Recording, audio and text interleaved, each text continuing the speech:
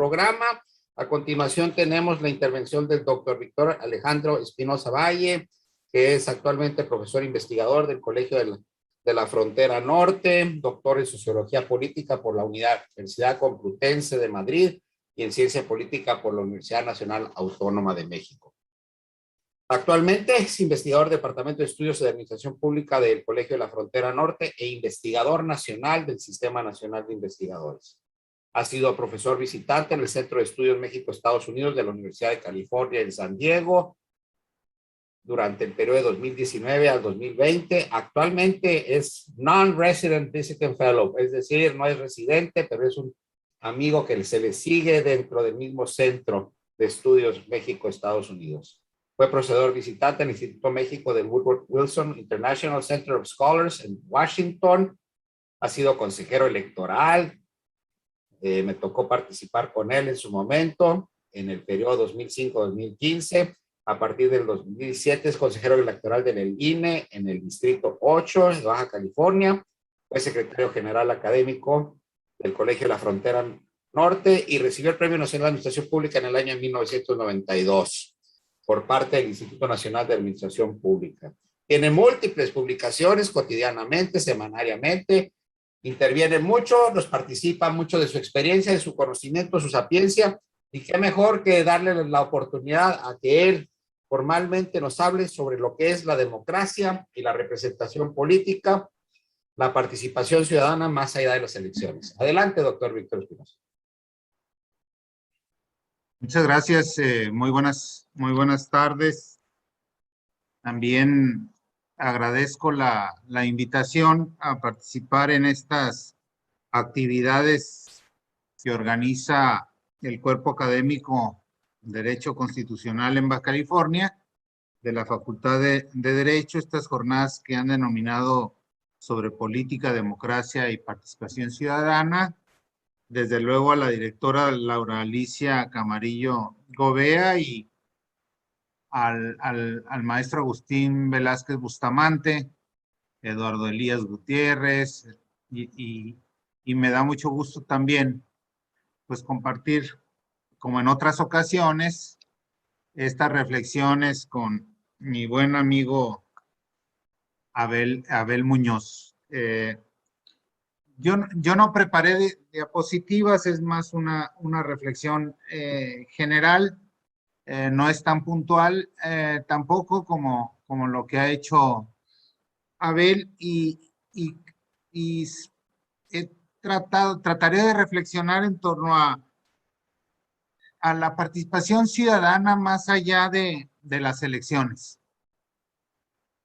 ligándolo obviamente con estas formas tradicionales de participación, básicamente la electoral, pero tratando de reflexionar en torno a tres categorías, digamos, que creo que se entrelazan, que son las categorías de democracia, de ciudadanía y de participación. Y obviamente el tema de la participación no puede entenderse sin el contexto o el marco general de la cultura política. Para tratar de explicar uno de los temas centrales de la democracia moderna, como es la participación ciudadana, la construcción de ciudadanía, y tratar de responder a veces a la pregunta que nos hacemos continuamente, sobre todo en entidades como la baja californiana, cuando vemos los niveles de participación tan bajos, ¿no? ¿Por qué sí votan algunos y por qué otros no votan? Por ejemplo, y cuya respuesta, creo yo, va más allá, por eso lo digo, de los procedimientos, de la democracia procedimental, de la democracia electoral fundamental, pero con que las actitudes políticas, las percepciones, la cultura política define en muchos casos cómo participamos en la democracia. Es la primera categoría, pues, que tiene que ver con todo esto para tratar de situarnos, pues es sin duda el tema de la democracia y en términos de las particularidades de la democracia en México. Como sabemos, hay autores que han incluso caracterizado la vía democrática en México como una vía a través de las urnas, como una transición votada, este camino que recorrimos entre el autoritarismo y la democracia, como una transición votada, como una transición, pudiéramos decir, en las urnas. De ahí la particularidad de nuestra democracia y sus limitaciones también, ¿no? A diferencia de otras experiencias clásicas de la democracia o de la entrada en la democracia, y siempre pues señalamos el caso español, ¿no? Como un ejemplo de una transición exitosa. La mexicana nunca detonó por un acto disruptivo, un acontecimiento, sino múltiples acontecimientos y múltiples causalidades del fenómeno de la transición. Les decía, en España, pues incluso se puede fechar el inicio de la transición el 20 de noviembre de 1975 con la muerte de Francisco Franco, es decir, hay un acto disruptivo claro.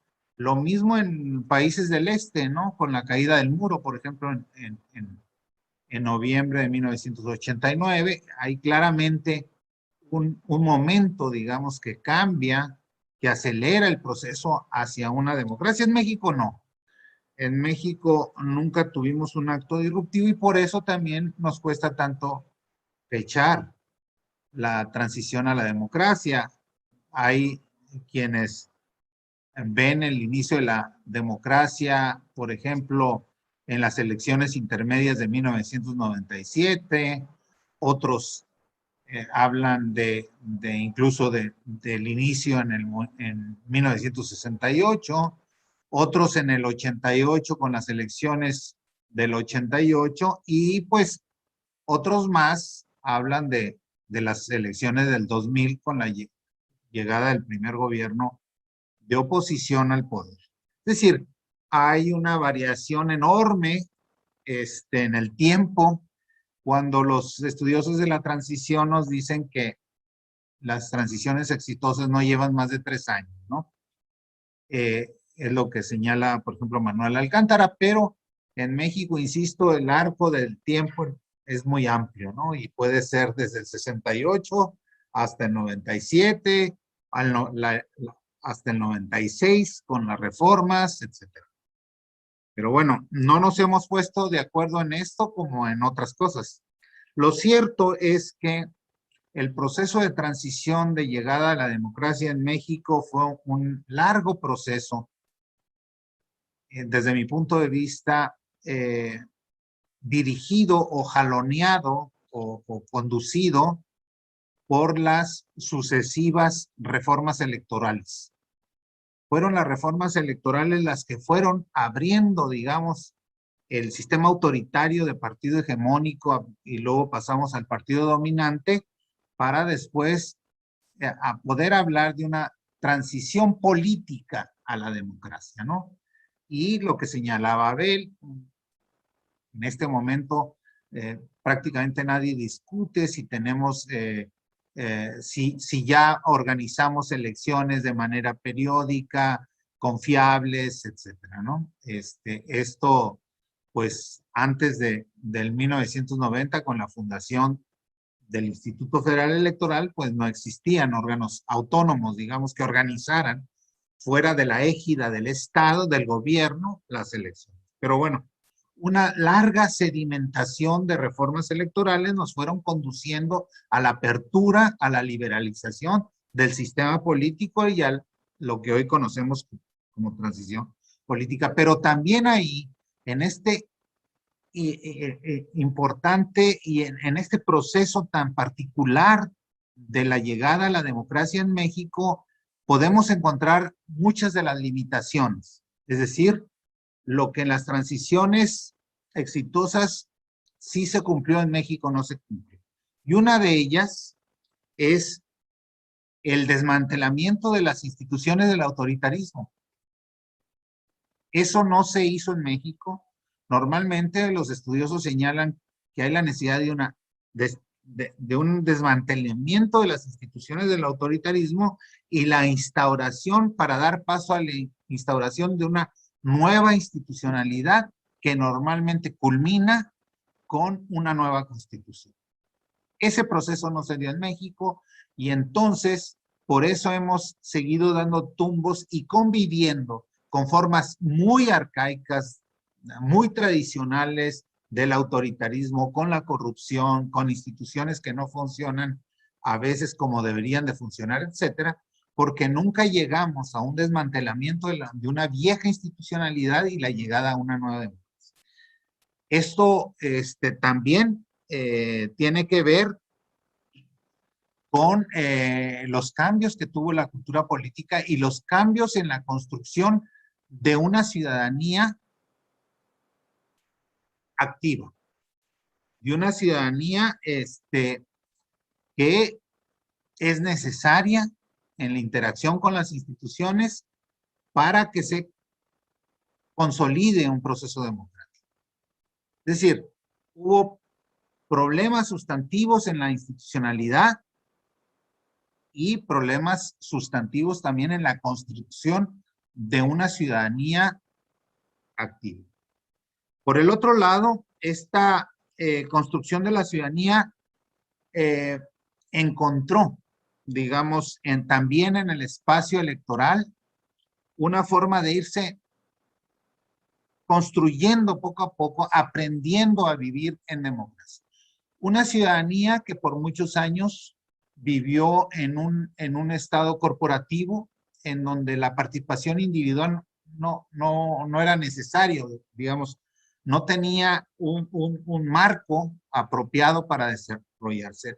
La participación se daba a través de las organizaciones y unas organizaciones que pertenecían, digamos, que eran parte sustantiva del partido de Estado. Entonces, era un corporativismo en donde a la sociedad o al ciudadano le iba relativamente bien porque teníamos niveles de crecimiento muy altos y había esta forma de intercambio de apoyos políticos por prebendas económicas y sociales que se rompe en los años 80 y ya no es posible seguir caminando así. Pero empezamos con las reformas electorales a construir esta ciudadanía poco a poco, acudir a las urnas. Y el hecho de acudir a las urnas es un acto muy importante de construcción de la ciudadanía desde mi punto de vista, porque implica una toma de decisión previa al acto de votar. Cuando nosotros acudimos a una mesa, a una casilla, ya tomamos la decisión previa de participar. No solo es ir y emitir. Hay todo un acto, a veces muy complejo, para decir, voy a acudir a las urnas y voy a votar. Por este partido, por esta opción, por la otra, o voy a anular mi voto, pero no me voy a abstener. Quiero participar. Y el acudir a las urnas es parte de un momento educativo muy importante. O sea, el día que se desarrollan las elecciones, etcétera, hay una fiesta cívica en ese sentido, ¿no? Que te permite seguir creciendo como ciudadano. Entonces, acudir a emitirlo implica la concreción de una decisión, pues, tomada previamente, independientemente de tus preferencias políticas, y es acudir a participar en una jornada cívica y darle valor al sufragio, ¿no? Sobre otras alternativas como no participar o participar de otras formas. Implica el deseo de elegir a quienes habrán de gobernarnos y a quienes les deberíamos, que aquí está la otra parte de la construcción ciudadana que es más débil en nuestro país, es a exigirles a esos que elegimos que cumplan con sus promesas de campaña, que haya una real rendición de cuentas. Y eso implica una ciudadanía participativa más allá de ir a acudir a emitir el voto. Hemos avanzado mucho en términos de este primer paso de la construcción ciudadana, de acudir a las urnas, de decidirnos a tomar, los que vamos y los que lo hacemos recurrentemente, ¿no? Hay otra parte de una participación ciudadana importantísima, que es todos esos ejércitos de ciudadanos que participan como funcionarios de casilla, etcétera, ¿no? Pero hay esta parte de los que vamos, o de los que van, emiten un voto, pero en muchas ocasiones hasta ahí llega su participación, ¿no? Falta esta segunda parte, digamos, de la participación ciudadana. Un régimen democrático requiere participación informada de la ciudadanía.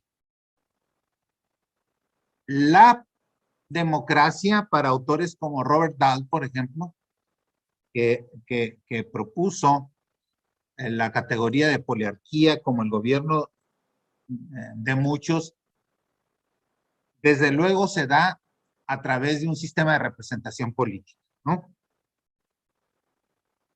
Para las teorías normativas de la democracia, obviamente se requieren ciertas condiciones para que esta ciudadanía se convierta en una ciudadanía activa, que es ciertos niveles educativos, medios alternativos de comunicación, es decir, que haya más de un medio que te informe, ¿no?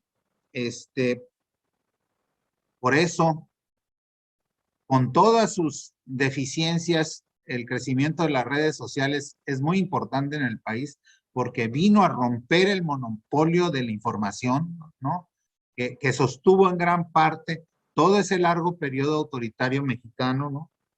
Pero se requieren medios de comunicación alternativos, se requiere un pluralismo de partidos políticos y un sistema, es decir, 3 o más partidos políticos consolidados, es lo que plantea, por ejemplo, Giovanni Sartori, y se requiere un sistema electoral consolidado. Todo esto, digamos, ¿no? Medios alternativos, medios de comunicación alternativos, altos niveles de escolaridad, una sociedad informada, etcétera, propiciaría, nos dice Robert Dahl, una creciente participación política y electoral. Es decir, no solo electoral, sino política. Sin embargo, lo que hemos visto y lo que observamos es que hay niveles diferentes en las diversas sociedades, no solo de participación electoral, sino de participación política. Y también existen diferencias importantes entre los sistemas electorales. Hay sistemas electorales más flexibles que otros. Quienes vivimos en la frontera lo podemos comprobar continuamente con las elecciones en Estados Unidos, los que hemos podido observar elecciones, son sistemas electorales muy diferentes en cuanto a la flexibilidad, digamos, ¿no?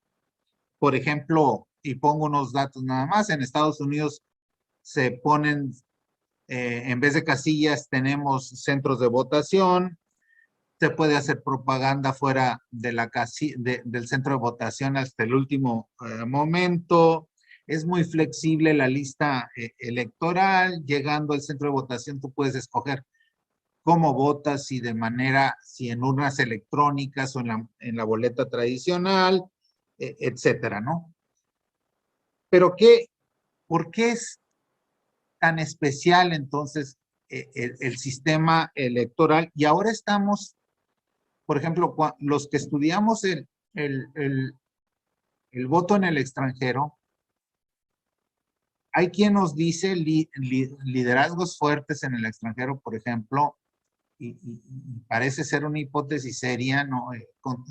Sólida, que entre más flexible es el voto desde el registro en una lista nominal de electores residentes en el extranjero hasta la emisión del voto, mayor participación, que es muy complicado. Entre más complicados sean los sistemas electorales, menor participación. Pero ¿por qué tenemos un sistema electoral tan complicado y tan abigarrado? Justamente porque tenemos una cultura política de la desconfianza. Nuestra cultura política, la variable independiente de la cultura política es la desconfianza. Entonces hemos tenido que construir una serie. Sacamos, por ejemplo, una credencial electoral en 1946 y en 1992% en Baja California es la primera con fotografía, que luego se adopta a nivel federal. Pero tuvimos que tener una credencial electoral con muchísimos candados. Por eso es tan costoso el registro electoral mexicano, por el costo de una credencial que tiene que tener muchos candados para evitar. ¿Por qué? Porque partimos de la desconfianza. Tenemos miedo al fraude, etc. Construimos legislación sobre legislación y lo pueden ver. O sea, quien estudie derecho electoral puede ver lo complicado que son organizar elecciones, por ejemplo, llevarlas a cabo y culminar un proceso electoral, porque tenemos una normatividad electoral basada en la desconfianza, ¿no? El sistema de partido hegemónico y la larga tradición del fraude nos llevaron a esta situación de buscar poner candados, digamos, a todo, y prohibimos muchas cosas, ¿no? A diferencia de otros países, ¿no? Es la variable más importante según todos los estudios de cultura política en México, y si no existieran tantas medidas y candados durante los procesos electorales, pues la desconfianza en el sistema electoral hubiera aumentado considerablemente. El hablar de una construcción de la ciudadanía que no se limite al acto de votar, ¿no? Que vaya más allá del acto de votar, es hablar de una ciudadanía, desde mi punto de vista, integral. Es entender que el ciudadano de hoy debe acceder armoniosamente a derechos cívicos, derechos sociales, derechos económicos y derechos culturales. Todo esto conforma un conjunto indivisible y articulado. Así, la construcción de la ciudadanía integral se construye a partir de ese reconocimiento, fortalecimiento y expansión de todos los derechos. La ciudadanía es un estatus político, pero también es una identidad cívico-política. Es decir, el ciudadano, la persona, requiere involucrarse sistemáticamente en la esfera pública, implica ampliar las amplias exigencias a los ciudadanos, pues plantea que ellos estarán interesados permanentemente. Es decir, la relación entre gobernantes y gobernados, entre diferentes esferas de la vida pública, exige un ciudadano que esté permanentemente informado y sea permanentemente participativo. Eso no lo tenemos en México, desgraciadamente. En un nivel teórico sería que el ciudadano sepa no solo cómo funciona el sistema político, sino también cómo puede insertarse y participar en él. O sea, estamos hablando de lo ideal de una ciudadanía, ¿no? Es decir, que pueda comprender cómo funciona el sistema político, pero también cómo puede insertarse y participar en él. Es, desde mi punto de vista, la lucha por reivindicar el derecho a tener derechos, lo que define la nueva forma de comprender la ciudadanía. Esta noción, digamos, más integral de ciudadanía, más contemporánea de la ciudadanía, es la que exige al gobernante una rendición de cuentas y tiene influencia en las decisiones gubernamentales, en la definición de políticas públicas, y no solo tiene voz, sino tiene influencia a través de la participación. El acto del voto a través del ejercicio de controles democráticos no electorales, más allá del periodo electoral, es sustancial a la democracia. Es decir, la participación más allá de los procesos electorales, una vez conformados los gobiernos, la exigencia de los gobiernos de que cumpla, la democracia de calidad no se construye como una gracia de los nuevos gobernantes, sino es parte de una interacción cotidiana y de influencia mutua entre esas autoridades, esa representación y una ciudadanía exigente que le exige accountability al nuevo gobierno, rendición de cuentas, que cumpla con lo que se comprometió durante las campañas electorales y que sancione si no lo hace. Pero para esto se necesita desde luego, una ciudadanía activa. En el largo periodo autoritario, evidentemente, esto no interesaba, digamos, la construcción de la ciudadanía, no importaba la opinión del individuo, del ciudadano, importaba su incrustación en las organizaciones corporativas y su movilización, pero no importaba, digamos, que hubiera esa interacción, esa construcción, esa ciudadanía que se construye desde abajo. Eso era un dato que no importaba para la democracia. Hoy, la democracia de calidad exige una ciudadanía de calidad. Pero si esto no fuera, digamos, complejo de entender, las nuevas realidades, las nuevas tecnologías también han contribuido a una nueva forma de participar y que para muchos autores lo definen como la construcción de una ciudadanía digital, ¿no? Ya no es una participación vis a vis, es una participación virtual, digamos, a través de medios digitales en la vida pública. Desde mi punto de vista,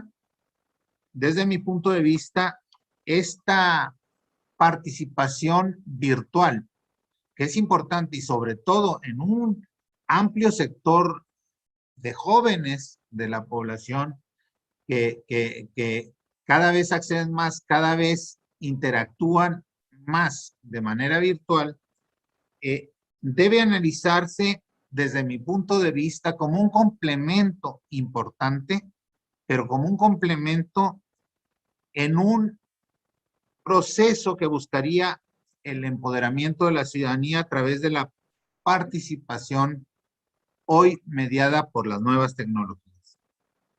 Es un acicate esta ciudadanía digital y esta participación digital para la participación ciudadana, pero no sustituye a la organización de las individualidades en acciones sociales y en los procesos de participación política.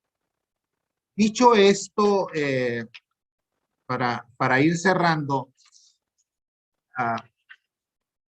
hay un trabajo, digamos, que me parece importante señalar.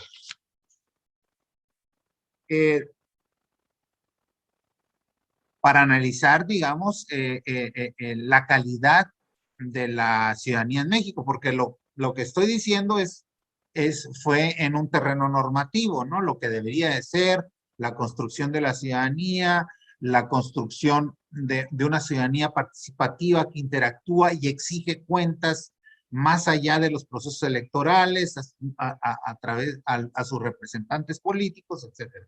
Eso, pues, está muy bien. Sin embargo, los estudios que hemos realizado, que se han realizado en este país recientemente, la UNAM llevó a cabo una encuesta nacional de cultura política que vino de alguna manera a apuntalar lo que anteriormente se había hecho en una serie de 4 encuestas de cultura política por parte de la Secretaría de Gobernación, la Encuesta Nacional de Cultura Política y Prácticas Ciudadanas.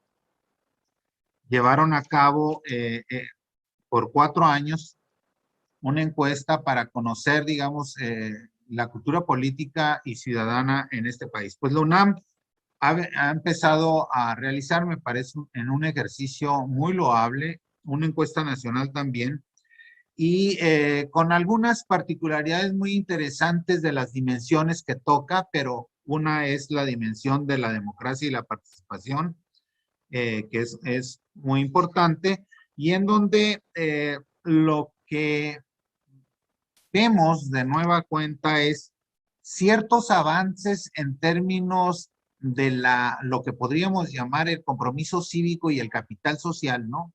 Hay cierto interés de la ciudadanía en participar, por ejemplo, en labores altruistas, por ejemplo, acudir ante llamados de solidaridad, aportando recursos para ciertas causas, etcétera, ¿no? Pero seguimos teniendo, digamos, un déficit muy pronunciado en términos de la pertenencia a algún tipo de organizaciones que tienen que ver con la democracia, con la representación política. Por ejemplo, los promedios negativos de participación a cualquier tipo de organización, según esta encuesta, rondan el 90%. Es decir, el 90% de los ciudadanos no participan, digamos, en foros, por ejemplo, en foros políticos a través de redes sociales, incluso en reproducción de memes políticos que uno pensaría que fueran muy altos, en firmar peticiones, por ejemplo, a recoger firmas para causas políticas. Y antes la ENCUP, por ejemplo, nos decía que aproximadamente también el 90% de los mexicanos no pertenecía, por ejemplo, a ninguna organización, ni de tipo gremial, ni de tipo político, ¿no? Y el 95%, y el 90% nunca había participado en nada, en una marcha, en una reivindicación, en un activismo de colonia, en reivindicaciones urbanas, etc. Sí hemos avanzado insisto, en ciertos apoyos, en lo que decía como altruismo, pero en la parte, digamos, de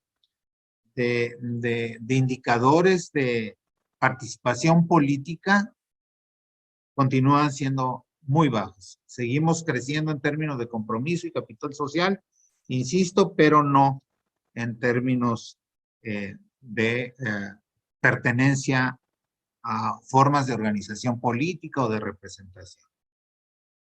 Lo que pasa es que a lo mejor los que participamos en redes sociales tenemos una percepción de que eso representa, digamos, al grueso de la sociedad mexicana, cuando no es así, ¿no? El grueso de la sociedad mexicana a lo mejor ni siquiera está informado, digamos, de lo que sucede en la vida pública.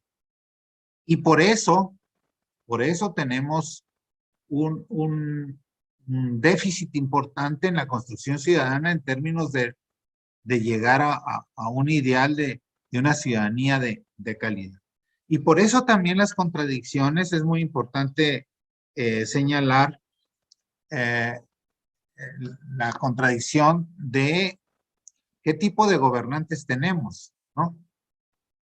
Tenemos gobernantes que reflejan, digamos, de alguna manera esta calidad ciudadana. Cuando uno se pregunta y nos preguntamos, ¿por qué determinado porcentaje llegó a una alcaldía, a una diputación, a una senaduría, a una gubernatura? Pues porque lo elegimos, ¿no? Finalmente es reflejo de una sociedad con un déficit importante de ciudadanía y de construcción democrática, ¿no? Es decir, nuestra clase política no surge de generación espontánea, ¿no? Es parte de la sociedad y ese es el reflejo de la sociedad. Y termino diciendo, ligándolo con lo que decía al principio, si la democracia mexicana es básicamente una democracia construida a través de reformas electorales y de procesos electorales, y eso también de alguna manera dificulta o presenta déficits importantes en términos de una transición a una democracia consolidada. Yo creo que la tarea pendiente sigue siendo una nueva transición a una democracia de calidad. Desde mi punto de vista, estamos en la disyuntiva de darle continuidad a lo que tenemos o construir una nueva o avanzar hacia una democracia de calidad. Para eso se requiere una nueva transición hacia la democracia que nos permita, digamos, construir, y en donde yo pongo el acento y ahí lo dejo, en la necesidad de un cambio profundo, radical en el régimen político. Desde mi punto de vista, y lo he expresado en diferentes foros y medios, el régimen político presidencialista está más cercano del autoritarismo que de la democracia. Y el paso siguiente, desde mi punto de vista, es que discutamos como un asunto central de una nueva transición, un cambio, una transición hacia un régimen semipresidencialista que termine con muchos de los vicios que son estructurales y que no dependen a veces de un estilo personal de gobernar, sino de un régimen político como el presidencialista, que a nivel internacional ha transitado o está transitando hacia nuevos tipos de régimen semipresidencialista o parlamentario. Creo que el parlamentarismo está todavía lejos de México, pero pudiéramos pensar en un régimen semipresidencial que nos ayude a desmontar el viejo autoritarismo que sigue siendo una constante en el régimen político mexicano. Hasta ahí la dejaría. No sé si me hacía Agustín señas de que quedaban 5 minutos, pero ahí la dejaría. Muchas gracias. No, hombre, al contrario, doctor. Muchas gracias.